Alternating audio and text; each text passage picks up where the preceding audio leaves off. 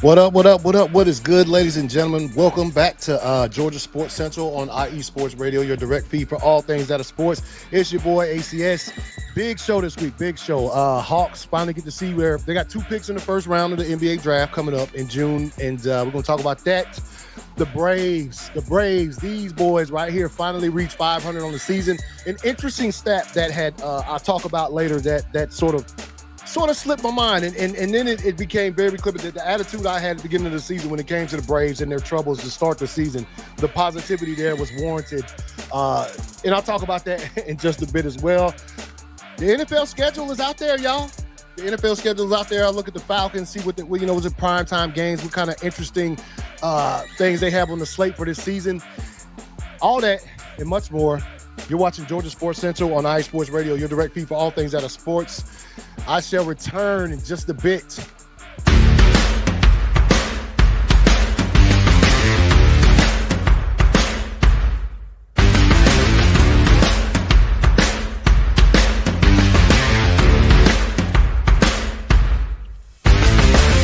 IE Sports Radio fans, this show is brought to you by Planet Jerky Premium Brisket Beef Jerky. Planet Jerky is the official jerky of the 2022 California League champion Lake Elsinore Storm, single A affiliate of the San Diego Padres. This all brisket jerky has gluten-free options, contains no MSG, no sodium nitrate, is low in sugar, and high in protein. Go to their website at planetjerky.net and follow them on Instagram at Planet Jerky. Planet Jerky, the jerky that's on a whole other planet.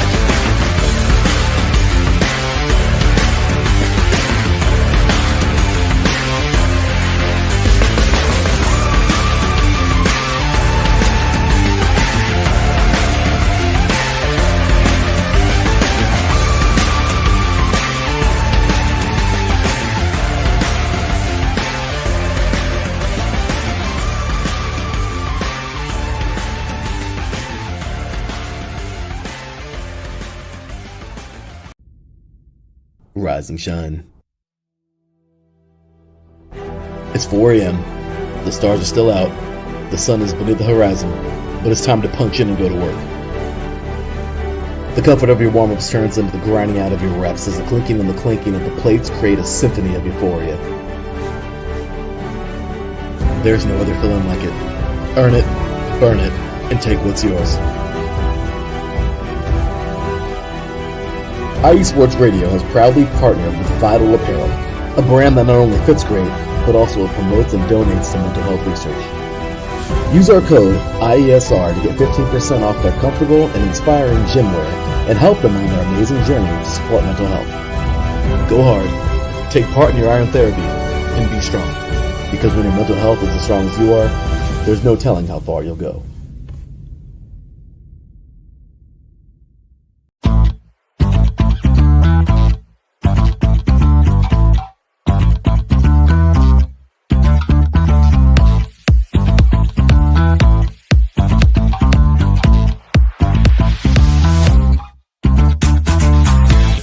Hey there, IE Sports Radio fans. Be sure to check out our sponsor, Seal the Deal Wax Seals by Cecilia B.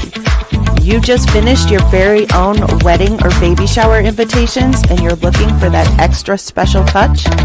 Maybe you just wrote a letter to a relative or a friend and you want to add to their smile when they receive it. Then seal the deal with Cecilia's handmade sealing wax stamps for your invitations, letters, and gifts. You bring the deal, we'll bring the seal. You can find them on Instagram at sealthedeal_wax stamps and on Facebook, Seal the Deal Wax Seals.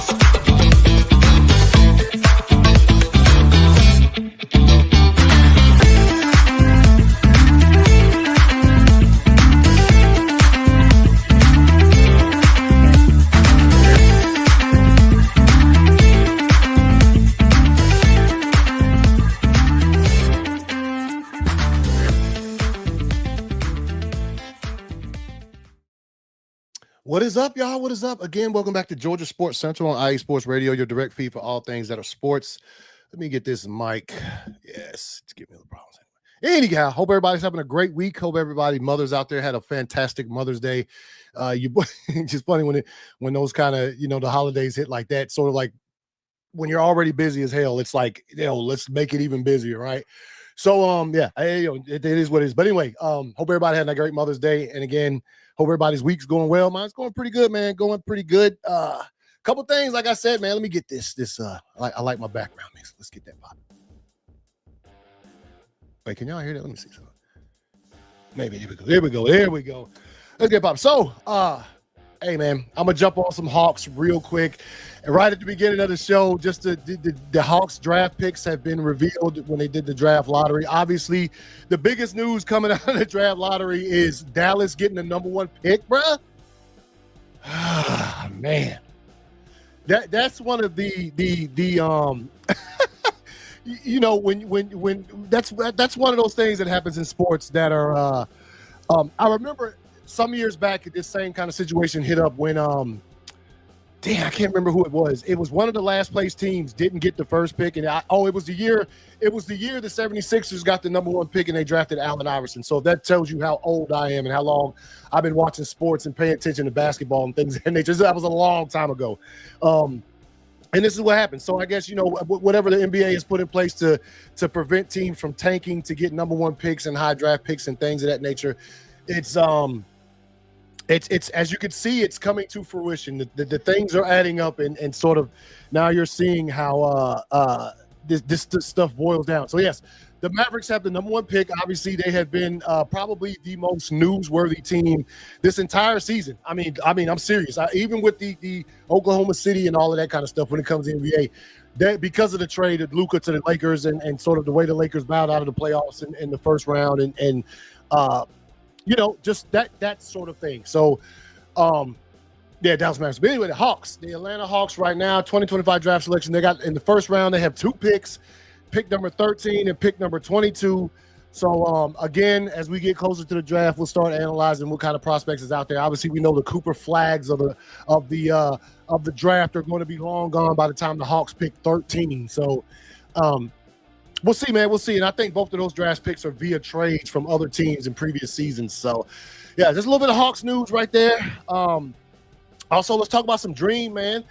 The Atlanta Dream, always season starts tonight. Let me get over here to this right quick. The Atlanta Dream went 1-1 in their preseason efforts. It's not too bad. First one they won pretty good. Third in the East, preseason started May. So yeah. Okay, so here we go. 1-1, third in the East, regular season start. Oh no, it's Friday at Washington. Ended the preseason 1-1. Let me see. Yeah, yep. Against the Mystics on I said tonight. I'm tripping. Oh, I'm thinking about the United play tonight, which is an odd game. Anyway. Yeah, on the 16th, on Friday night, 7:30 p.m., Washington Mystics is where the Dream will be traveling to. Obviously, right now I'm looking at the Eastern Conference. They are 5th in there at 500 1-1 with a 80-70 win over the Mystics in the preseason and a 81-76 L to Caitlin Clark and the Fever as their second preseason game. So there's 2 preseason games, 1-1. See what happened to that. A little bit more news. Guard Jordan Canada injures knee in the preseason game against the Mystics. Clutched knee after awkward landing in the first quarter, needed help to the locker room. Atlanta Dream guard Jordan Canada will be sidelined for 2 weeks with a right knee injury, the team announced Friday. Canada, 29, was evaluated after Wednesday's 80-70 preseason road win against the Washington Mystics. She started the game but quickly departed and had to be helped to the locker room. A 2-week timeline means Canada will miss next Friday's season opener against the Mystics and the Dreams home series with the Indiana Fever on May 20th and 22nd. Yeah, that sucks, guys. Those are some very important games early in the season. So, hey, best wishes to Canada. Hope she gets back healthy. I'm sure she'll be fine. Let's see. So that's about it, man, for the Dream. Obviously, I can't wait till Friday hits and they get to see how they're looking like in regular season form, how Brittany Griner's, sort of combining and gelling with the team and things of that nature. And let's get it, man. Let's get it. It's time for the WNBA season, man, and I'm hyped. I'm hyped to see sort of the progress that's been made from rookies from last season, how they've come to this season. Obviously, I'll just mention Caitlin Clark she put on some muscle, bro, in the offseason. Like literal. Like you see a picture of her side by side. She put on because as you recall last season, she was getting them hands put on her every time she came to the lane. So that's what you do, right? Right? You want to excel, you want to be great. You in the offseason, you take advantage of the opportunity that you have to improve yourself as technically and physically and things of that nature. And that's what she did, man. So I'm looking forward to it. Again, we play them a couple down the road, but it's gonna be nice. It's gonna be nice. All right, let's move to some Atlanta United. Obviously, what more can I say about United, bro? They're struggling, man. Struggles. Almost at the bottom. I'm gonna check the power rankings in just a second, but 2, 4, and 6, 14th in Major League Soccer. 2-1 loss to Chicago on Saturday. The next game is in just a few hours, less than a few hours, about an hour and a half, playing against Austin. Not looking good. Not looking good. Not looking good, man. I'll forever cheer on my boys, but yeah, that's tough. That's tough, man. I'm looking at the list here, and it's just ties and losses, man. Ties and losses, literally. Haven't won a game in months, basically. So check out these power rankings real quick to see where the United are. I know last week they were down towards the bottom. Pretty sure that's going to be the case this week as well. As we get there, let's see. Yep, Atlanta United 26 fell one more spot. I think we had jumped up a couple spots last week to 25, and then now we fell a spot. Atlanta is winless in 6 games and handed Chicago its first home win of the season. Yeah. Brad Guzan, of course, pulled off some goalkeeping heroics, but it wasn't enough in a 2-1 loss to Chicago, man. So, again, let's talk about tonight. Playing against Austin at 9 p.m. Crazy, weird Thursday game. There's normally games have been on Saturdays on the weekend, so maybe there's some shit going on right at Mercedes-Benz on the weekend where they had to put the game on a Thursday. But anyway, so that's Atlanta United, man. Like I said, there's the only news when you're talking about the United is pretty much bad news, man. And I apologize for that to the United fans, but if you are fans, you already understand what's going on with that. And all right, y'all. Let's jump. We're about to go to talk about some NFL, man. The schedule dropped. Let's wait. I didn't mind it. Makes sense of 10 lingering off-season questions. Let's see. Where is it at? Okay, full schedule, baby. Full schedule. Let's get the Falcons up here. All right. So, where's the schedule didn't drop today? Come on now, y'all are tripping. Let me get some stuff. Anyway, real quick news though when it comes to the Falcons, real quick. There is one game that got put out there. The Colts are playing the Falcons November 9th in Berlin. So I think this is the second game in Berlin as far as the NFL is concerned. And they are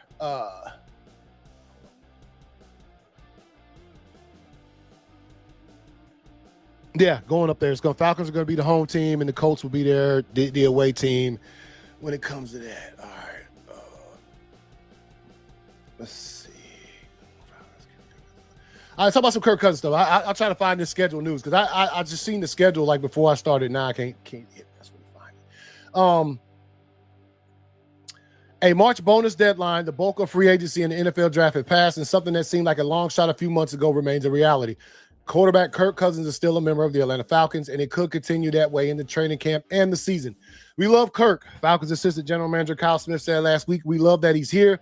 If something makes sense for us, then we will think about it. The Falcons signed Cousins to a $100 million guaranteed contract last offseason, well documented. He performed well through 9 games. Before struggling during a 4-game losing streak, Cousins threw 8 picks and no touchdown passes over that stretch, which essentially ruined Atlanta's playoff chances. True. Cousins was benched in Week 16 in favor of then-rookie Michael Penix Jr., who was drafted number 8 overall. 6 weeks after signing Cousins, the Falcons made it clear that Penix would be their quarterback moving forward, and it seemed as if Cousins' short time in Atlanta were coming to a close. But rather than release him, the Falcons picked up the $10 million roster bonus for Cousins on March 25th, which would take effect in 2026. This team has made it clear that it won't just cut him without getting any compensation from another organization. So I've heard talk. Somebody said, the Steelers might be somewhere that might be interested in sort of Kirk Cousins' talents. Who knows, man? Who knows? We'll see what happens. Let me let me see something here. I could have swore the schedule, man, is supposed to be out there. All right, Thursday, September 4th, the opening of the season, Dallas at the Super Bowl champion Eagles, 8:20 p.m. We all know what that game is. Let's see. What the heck, man? What the heck? All right, give me this.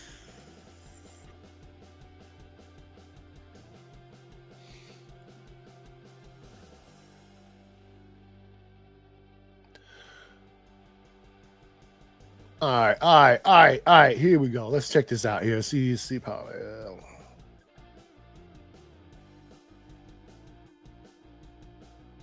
8 p.m. So we still got about 45 minutes. Okay, so there are some games that has here though that are sort of team by team. Okay, let's go. Apologies, y'all. Apologies. This thing's giving me some trouble right here. Okay, let's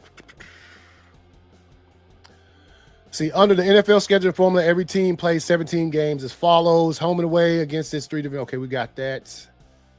Let's see. See below for home and away breakdown for all 30. So let's look at the NFC South, man. NFC South.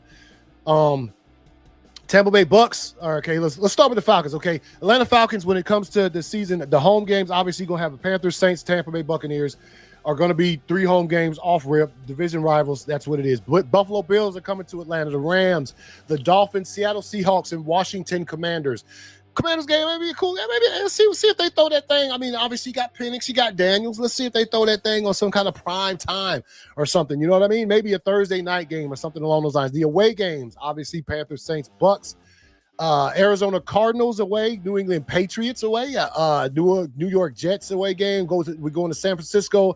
Falcons are going to the Colts and the Minnesota Vikings. So you have it right there. All their home games, away games, the actual schedule. And I thought it was going to be out I thought it came out at 6. That's my apologies. It comes out at 8:00 tonight. So there will be plenty of that. Maybe I'll drop a short, man, through IE Sports Radio to talk about sort of the Falcons opponents and where they schedule some of these games. Again, highlighted for me, besides the games against the Bucks, the division games are obviously important.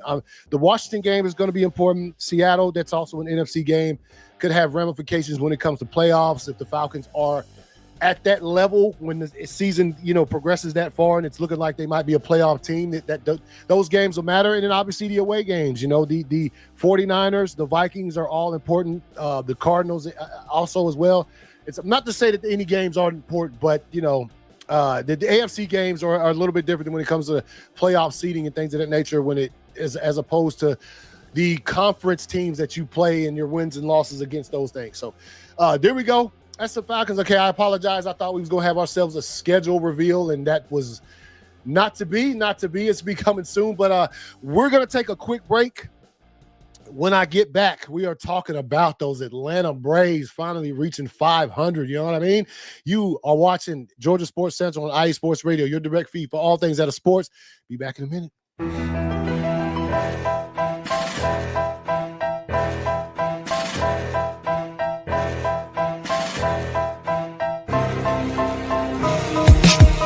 For the last 10 years, IE Sports Radio has been bringing you amazing content ranging from interviewing legendary athletes, coaches, and other authorized media personnel to building tailor-made shows dedicated to all major sports cities around the country. Make sure to follow us at IE Sports Radio on X, Instagram, Facebook, TikTok, and YouTube to keep up with the latest in sports and with all of our shows. Also, make sure to check out our daily updated website at iesportsradio.com. At iesportsradio.com, you can see our daily show schedule and check out all of our show pages with personal bios to learn a little bit more about each of our awesome hosts.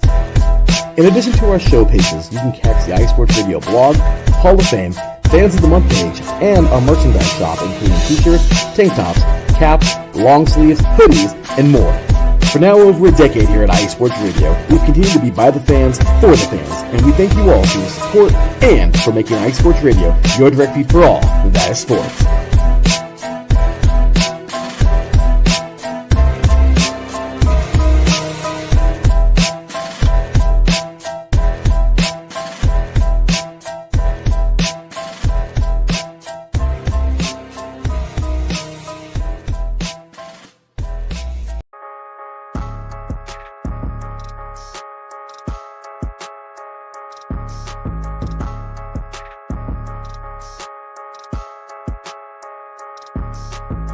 How we doing, sports fans? This is Christian Harvey, your host of Gritsville, USA, your go-to show for all things Detroit and Michigan here on IE Sports Radio. Whether you're here for Gritty Lions talk, getting pumped up for the great Detroit sports renaissance, or hating on your neighbor depending on if they were green or blue, we got you covered. Whether you're in the East, West, or Central, we got you covered. Join me as we tackle through all that the great state of Michigan has to offer in the world of sports. Catch me, Christian Harvey, each week on Gritsville, USA, right here on IE Sports Radio, your direct feed for all that is sports.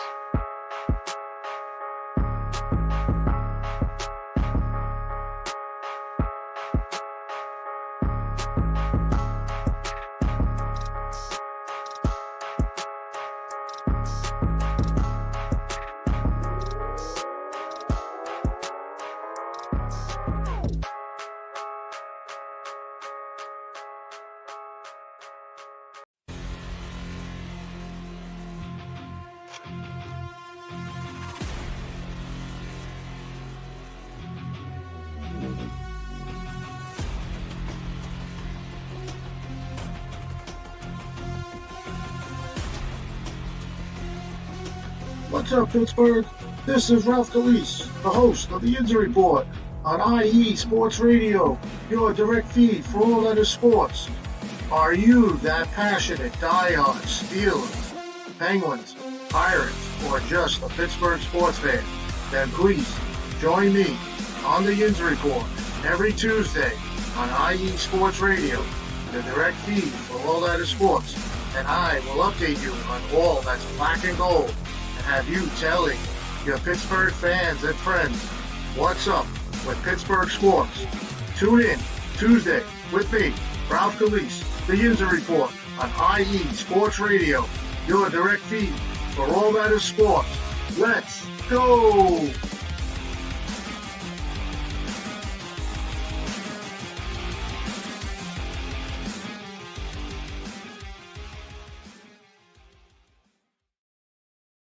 What is good? What is good, y'all? Welcome back. Welcome back to Georgia Sports Central on IE Sports Radio, your direct feed for all things that are sports. It's your boy ACS, and let's talk some Braves, y'all. They did it. It's finally happened this season. They hit 500. 47 days. It only took 47 days, but the Atlanta Braves are now at at 500, which is maybe I say finally, maybe it's too late in the season. I have something that very interesting thing that sort of slipped my mind when it comes to recent history, when it comes to the Braves. But listen, Brian, what's good? What's good? Appreciate everybody jumping in. Good evening, Braves. But yes, they do play the Sox this weekend. Going to be a great series. Going to be a great series. You guys are thriving too. Taryn, what's good? What's good, Jess? Appreciate y'all. Appreciate all the love, man. Always love to see it. By the way, I just want to mention something. This is sort of off sport. Has anybody seen, if you have not seen this, Google it. I swear this is the most, there's a movie coming out from Amazon, MGM or whatever. They're making a Madden documentary, right? A docu-film about the life of John Madden. Obviously, Madden, larger than life figure, exceptional coach, probably an even better broadcaster when it comes to his career. And everybody knows Madden, right? So they're making a movie with Nicolas Cage is playing John Madden and Christian Bale is playing Al Davis. And I tell you what, if you have not seen it yet, I can't pull it up here. Google it. Just Google the picture. Dude, I'm telling you, Christian Bale, that is Al Davis, bro. You can't convince me of otherwise. Seriously, you have to see it. If you guys haven't seen it yet, I invite you to Google it. Don't stop watching or listening to the show. Google it later. But if you can Google it at the same time, it's an incredible picture. I had to take like triple and quadruple and just a million takes to like, wait a minute, bro. Wait a minute. Is that Al Davis? Nah, man, that's Christian Bale, man. Christian Bale's a chameleon anyway when it comes to that stuff. So I just wanted to mention that. I saw that last night and I thought, wow, that's pretty incredible. So back to the Braves, y'all. Again, it took 47 days, but the Braves are finally at 500. Obviously, they just started the game. Let me check in on the score. They're the third game of this 4-game stint with the Nationals. They're up 1-0 by, you know what, every single time the Braves are live or playing a game while I'm doing this show and I pull up the score, they're losing. They're always losing. Maybe note to self, ACS, quit pulling up the live score for the Braves during the show because they're always losing. Anyway, that's not to say they don't sometimes come back and win, but it's it's becoming a bad thing. So anyway, let's get right here. So here's what I was saying, the interesting stat. So earlier this season, I know you guys remember when the Braves were 0-7, and I literally said, like, look, if you're fickle, if you're fair weather, if you're jumping off the ship right now when they're 0-7 in their early season struggles, don't try to jump back on the ship when it gets better, because I knew it would improve. There was no other direction the team could go but up after an 0-7 start. I mean, you can get worse. Yes, I realize that, but there's no way, right? And of course, I've talked about it, like, since that time. It's been up and down. They've won. They couldn't get 2 wins in a row, and they finally started getting 2 wins. Then they got 3 wins, so forth and so on. And it's become to the point now where they reached 500. I didn't really panic. I was like, it sucks to start like that, but there was no panic here. There was really no, oh my God, what are we gonna do? Like, there was none of that. Like, I did see, like, of course, I always talk about, if you're whatever sports team that you are loyal to, I'm sure you follow tons of social media about it, and you see tons of fans' response no matter what's happening with said team, right? And so, of course, Braves fans going nuts and crazy at the 0-7 start, and what we gonna do now, and all of this stuff. And I was just like, yo, don't panic. I mean, there's 160 games in the season, bro, right? So just interesting. And it's easy for, because of what happened with the World Series in 2021, Braves champs, and what happened in the offseason after that, where Freddie Freeman was let go and all of these things. It's easy to forget that when the Braves won the World Series in 2021, they didn't reach 500 until August 6th, bruh. August 6th. It is May 13th. Yesterday is when they reached 500. When they won the World Series let that sink in. They didn't reach 500 until August 6th of that season, and they won the World Series. So I don't want to hear no more of this Braves. Snit, what we gonna do about? Hey, shut up. It's just literally look at that. We reached 500 way earlier than we did, and in that season we won all of it.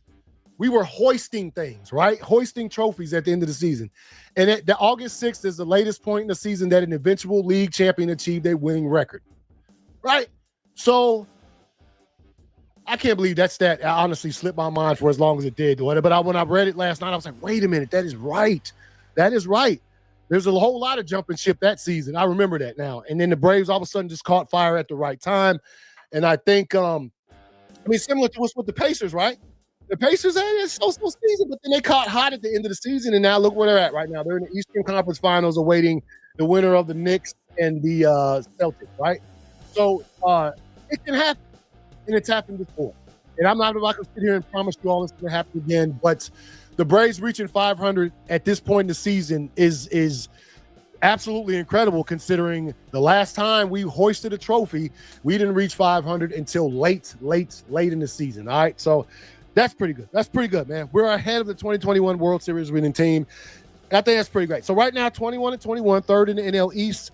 Again, the last game, which was last night, was a 5-2 dub over the Nationals. In which case, like, it's 500 for the first time. Drake Baldwin hit a 2-run homer. Spencer Swellenbach pitched 7 strong. And Swellenbach is he's slanging that thing this season. Slanging it, right?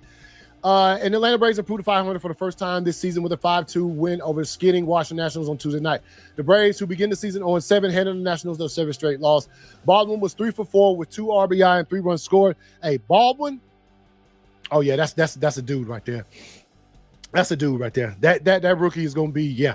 Austin Riley was 2 for 4 with an RBI. Atlanta native C.J. Abrams homered on the first pitch of the game from Swellenbach, who kept the Nationals in check from there. Dylan Lee pitched a scoreless 8th, and Pierce Johnson worked the 9th for his first save of the season. Ahmed Rosario was 2 for 3 for the Nats. Washington starter, I can't say key moment, with the Braves trailing 2-0 in the 4th inning. Baldwin tied it when he drove a hanging 3-2 slider from Soroka over the right field wall for his 4th homer of the season. Key stats: Atlanta's Ozzie Albies ended an 0-for-28 drought with 1 out RBI single to right field in the 6th inning. It was the longest hitless streak of the 9-year veteran's career and longest active streak in the majors. So, shouts out to Ozzie, man. It's watching Ozzie struggle just a bit. Yeah. So Elder started for the Braves in this game right now. That's playing. I don't know if I want to check the score again, considering what I just said about that. Let's see. All right. Other great news when it comes to the Braves: Ronald Acuna has started his roll back to the Braves. He began a rehab stint and homered last night and playing a game in AAA, right? So let me see if I can find that. Where's apologies, y'all. Apologies. Here we go. Braves Acuna homers first game back. Okay, here we go. This is what I was looking for. Atlanta Braves outfielder Ronald Acuna Jr. homered in the first game of his minor league rehab stint. Also, he caught the final out of the game. If I don't know if there's footage of that out there, if you guys want to go look at it or Google it or whatever, it's on. It's everywhere, pretty much. The home run that Acuna hit, and the when he got the final out of the game, and sort of went back through the bullpen door and sort of waved at the crowd before he bounced or whatever. If you guys were fortunate enough to see that, if not, just Google it. You can find it anywhere on there. So yeah, outfielder Ronald Acuna Jr. homered in his first game of his minor league rehab stint Tuesday night to highlight his initial on-field contest in nearly 12 months. The 2023 National League MVP tore the ACL in his left knee on May 26, 2024. I will never forget that. I watched it live when it happened. And if you've been watching sports for any amount of time, when you saw the way he went down, non-contact, the way that he did, you immediately knew that it's probably not good. The same way if you're a basketball fan and you saw what happened to Jason Tatum the other night in the game against the Knicks, non-contact, it just went to the ground. It literally looked not good. Like you can just tell from the language. Again, like I'm not saying you have to be a avid sports fan to know that language, but if you've been watching sports for a while, you know that when players go down like that, they ain't about to go get a shot at halftime and come back in the third quarter, right? It's just not happening, right? So Acuna 27 went 1 for 3 for the Braves Florida Complex League team Tuesday, including a fifth inning homer over the center field wall in his final plate appearance. Acuna played 6 innings in right field before exiting the game against the Baltimore Orioles FCL club at Northport, Florida. The Braves plan to increase Acuna's workload slowly, similar to the way they handle players in the early part of spring training. Atlanta hasn't disclosed a timetable for Acuna to return to the majors. Acuna batted .250 with 4 homers, 15 RBIs, and 16 steals in 49 games last season prior to the injury. In 2023, Acuna was the unanimous MVP as he belted 41 homers and stole the major league best 73 bases to post the first 40-70 season in MLB history. He batted .337 and led the majors with 149 runs. That season was incredible. That's why that particular season, that sucked. For him to be that good and for the team to be that well and for Olsen to hit that many, that like the team was incredible in 2022. Like or 2023. So obviously we all know how that season ended not well. There was no hoisting of trophies. There was no anything like that, right? So all right, his historic campaign came 2 years after he sustained a right ACL on July 10th, 2021 and missed the rest of that season. So hey, best wishes. Let's where we at right there. Let's see. Let's check some stats real quick. Obviously, when it comes to team leaders, batting average, home runs, all of this is Austin Riley. 289 is what he's batting, 8 home runs on the season, 26 RBIs, 50 hits, on base percentage. Marcell Ozuna, the Big Bear, is leading the team with 424. When it comes to pitching, wins, Daysbel Hernandez with 3, Spencer Schwellenbach, ERA 3.3 runs, strikeouts 64, Chris Sale, saves, Iglesias is leading the team and holds with 6, and holds is Dylan Lee with 7 right there, all right? So a little bit of the stats, see some fielding stats real quick before we move on just a bit. Yeah, all right, so let me get back to this, batting. Now you see right here, let's see, Albies, again, he was having a rough go at it this season so far. 27 strikeouts, 52 for Austin Riley. Michael Harris, who had that absolutely incredible catch a few days ago when he ran slap into the wall but still came up with that thing. Gotta love it. And the Braves, man, let's take a look, man. Let's take a look. What's coming? All right. As far as schedule-wise, right? As I said earlier, we have a weekend series against the Boston Red Sox that starts on Friday and it ends on Sunday. Obviously, right now, we're live against Washington. Looking forward to the future after Boston, then we go to Washington for another series against the Nationals. And then we get the revenge. The revenge I was talking about, the hopeful revenge. I don't want to talk too much trash about it, considering how good the Padres are and how good they're playing. But that was the start of the season. We played the Padres the first 3 games. That was the 0-3 start. They were the ones to initially start clapping the cheeks off the Braves. Right? And then, of course, we went to L.A. and continued to get clapped up in that opening stint, right? So we got our chance. Got our chance. Our first time playing the Padres since that opening series, and we have our chance now to try to get some get back, man.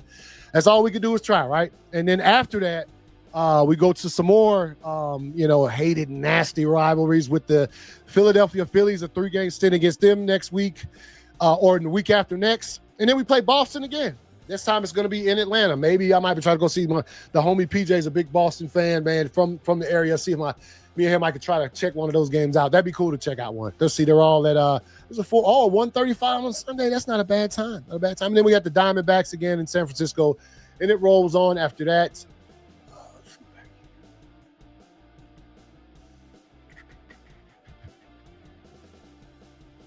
What was I looking for? Top 50 prospects. Let's see. Just bear with me.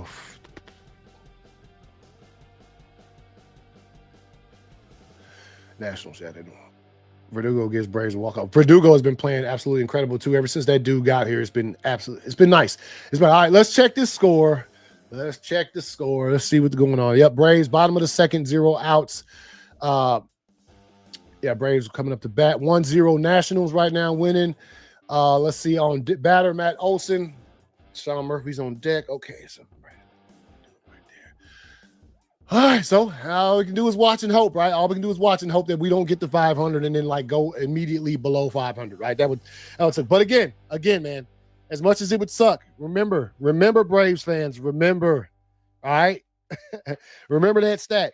We are far ahead of the team that won the World Series in 2021, right? I mean, obviously, a lot of things have changed against them. And, the Dodgers are stacked. They weren't this stacked in 2021. I can guarantee you that. But again, hope, man. Keep it alive. There's no reason to doubt these teams. I'm telling you, that's late in the season to get to 500, right? Like I said, it's the latest a team has ever gotten to 500 before and still won the World Series when it comes to Major League Baseball like that, right? So, yeah. So Braves, man, go Braves. All right, let's move on. Take another. We're gonna jump to some Georgia baseball as we stick to the sport, right? Georgia took some hits this weekend. Obviously, they had the series against Alabama. That was this past weekend. Started off great. Started off absolutely incredible, and then it just sort of took a turn. Right? Took a turn. Let me get some of this stuff up here for Georgia. Obviously, right now, Georgia, they're ranked in a couple of different rankings. They're ranked 4 in some, and they're ranked 10 in one other one. They're 40-13, 16-11, third in the SEC. And their last series was a loss to Alabama. Again, like I said, we'll get to this in a second. We talk about how the series started as opposed to how the series ended, okay? Come on. Get all these rankings up here to try to keep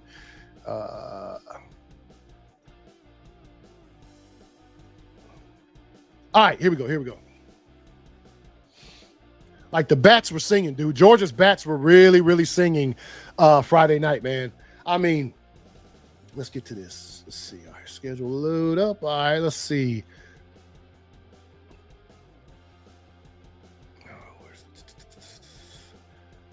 All right, here we go. Yep. So Friday night, the Georgia beat Alabama 19-3 in 7 innings. It was the inning run rule or whatever. The game was out of hand, so they stopped the game in 7 innings. And then Saturday we lost to Bama 3-9, and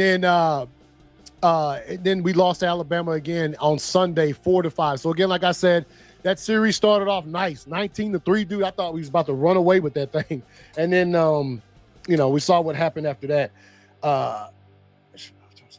They still lead the nation in home runs with 127 for the team. Obviously, they hit a bunch of them that Friday night, man.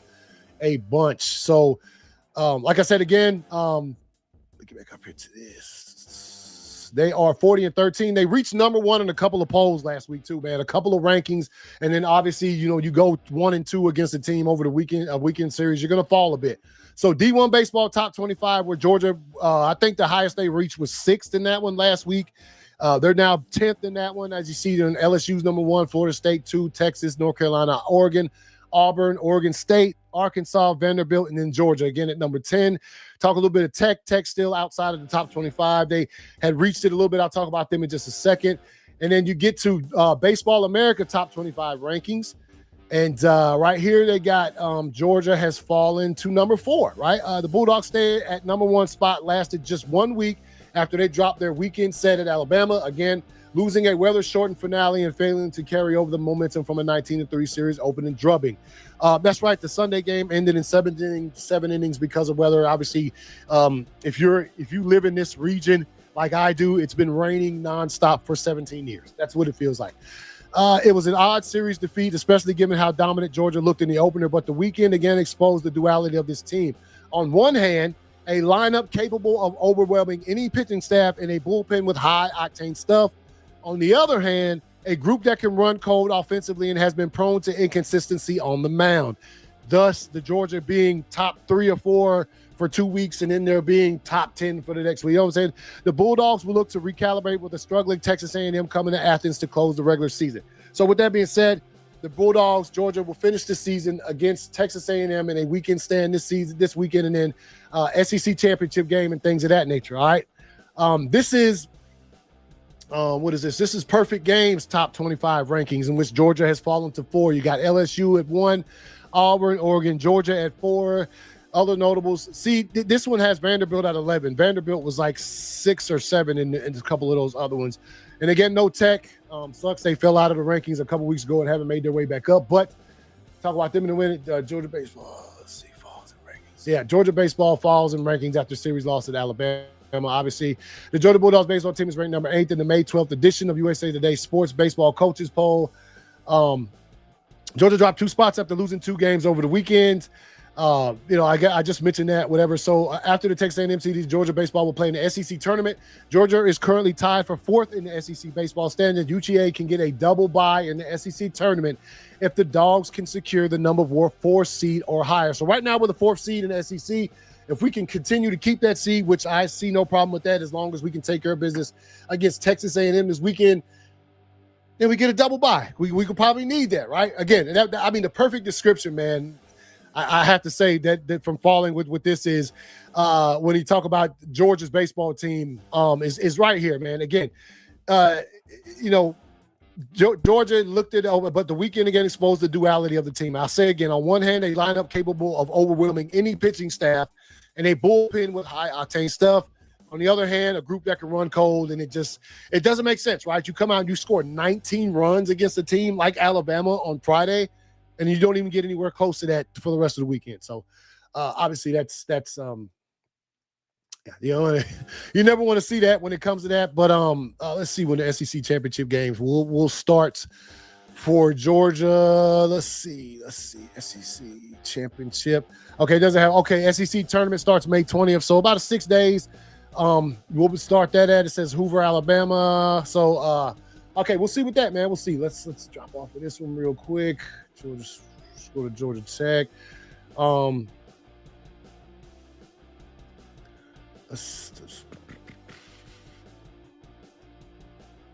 Obviously, a little bit of news here when it comes to right now, Georgia Tech 37-15 overall. They're on a 2-game dub streak. They won series against Louisville. Last game's a 2-1 win over Louisville. They're 17-10 in the ACC, 26-9 at home. Obviously, so we get down here and see what they have to finish off the season. Which is what they have. Yep. So again, like I mentioned, they fell out of the top 25 last week due to some unfortunate losses. The Yellow Jackets finished the season with a series against Duke, which again, like I said, they reached. Let's see where you go against Duke, who is also unranked. Starts Thursday, which is tomorrow, and continues through Saturday. And the ACC tournament also starts on May 20th, along with the SEC tournament. So. Couple of things. Brady Jones named ACC Pitcher of the Week. The junior right-hand pitcher Brady Jones was awarded Atlantic Coast Conference Pitcher of the Week. The ACC offices announced Monday. Jones pitched a complete game, 1-hit shutout against number 20 Louisville on Sunday, and game 1 of a doubleheader, leading the Yellow Jackets 37-15, 17-10 ACC to a 6-0 win on their way to a series victory. Jones became the first Tech pitcher since Mark Pope on April 15th of 2011. Wow, 14 years at Wake Forest to record a 1-hit shutout in the first since at least the turn of the century to do so against a ranked opponent. So shouts out to Brady Jones out there throwing that heat. You know what I'm saying, for Georgia Tech. And let's see, dominant pitching leads to doubleheader sweep. Georgia Tech baseball allowed only 2 hits over 16 innings of action, taking both games of a doubleheader against number 20 Louisville, 34-17, 14-13 ACC by final scores of 6-0 and 2-1 on Sunday at McNeese Baseball Park in Rush Chandler Stadium.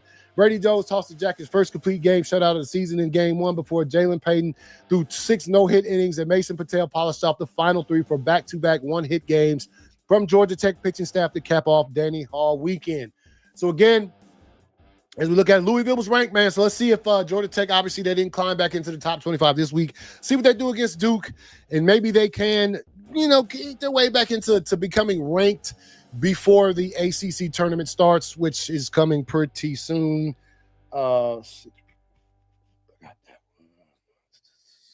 Yeah. So good luck against Duke, Georgia Tech. We'll see what happens. And obviously ACC conference tournaments and things of that nature coming up. And so let's move up real quick before we start to wrap down the show. Talk about some more Georgia Bulldogs football we have here. Just not much. Obviously, I always talk about how shallow football news is right now when it comes to pros and college. There's a bunch of especially recruiting news that comes out when you're talking about the college rankings when it comes to football and things of that nature. And then obviously when it comes to the pro stuff, the draft just passed. There's free agency stuff going around right now.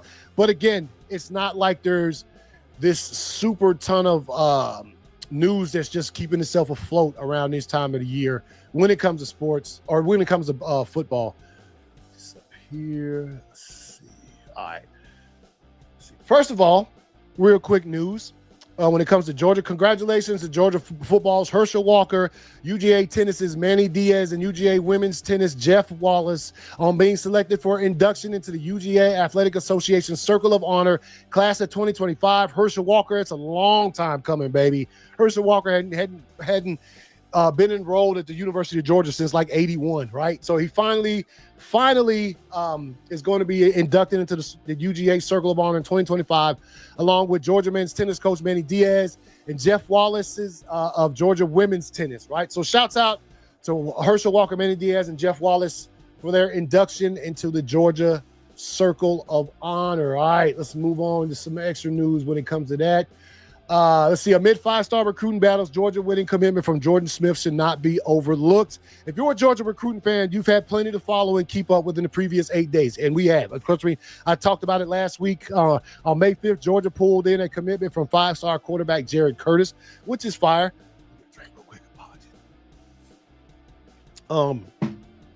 So it represented a massive win for the Bulldogs as they added the number 1 overall quarterback prospect for the 2025 recruiting cycle. Georgia has a chance to top that on Tuesday when Jackson Cantwell makes his announcement. Cantwell is the number 1 overall player in the country, in addition to being the number 1 offensive tackle. Whereas Georgia had to beat out Oregon to land Curtis, the Bulldogs will have to hold off Miami, Oregon, and Ohio State for Cantwell, right? Let's see. Okay. Georgia football predicted to land nation's number 1 recruit, 5-star offensive tackle. Recruit Jackson Cantwell is predicted to commit to the Georgia Bulldogs over the Oregon Ducks, Miami Hurricanes, and Ohio State Buckeyes. Cantwell is the nation's top-ranked recruit in the class of 2026. Cantwell committing to Georgia will not come as much of a surprise. The 5-star took one final visit to the University of Georgia ahead of his May 13th at 2:45 p.m. commitment time. 5-star Georgia quarterback commitment Jared Curtis attended Cantwell's visit in an attempt to convince Cantwell to commit to Georgia. There's a picture out there of them both together at Georgia somewhere on campus. So hey, do what you do, man. You know what I'm saying? Do what you do. I mean, he I'm sure Jared Curtis would love to have Cantwell watching, protecting him in the pocket when it comes to things of that nature, right? So predicts 247 Sports predicts that Cantwell will commit to Georgia. However, Cantwell is far from the only elite recruit projected to commit to the Bulldogs. 4-star wide receiver Ryan Mosley, 3-star athlete Tyreek Green, and 3-star wide receiver Craig Dandridge, 3-star defensive lineman Carter Lucky, and 3-star offensive lineman Brett Colajay have all been predicted to commit to Georgia in recent days. Cantwell will be Georgia's second 5-star offensive line commitment over the past 2 recruiting cycles. The 6'8", 300-pound offensive tackle plays high school football for Nixa High School in Nixa, Missouri. Cantwell is the top offensive lineman in the nation and best recruit in Missouri. So Yeah, man. Like I said, when it comes to like college football right now, that's the biggest thing happening is recruitment news, man. That's the biggest stuff that is taking place when it comes to that. Yeah, so that's pretty much it, man. Recruitment news. Let's see, there's something else out here. Transfer portal ranking. All right, so yeah, again, Marshall to open the regular season for Georgia.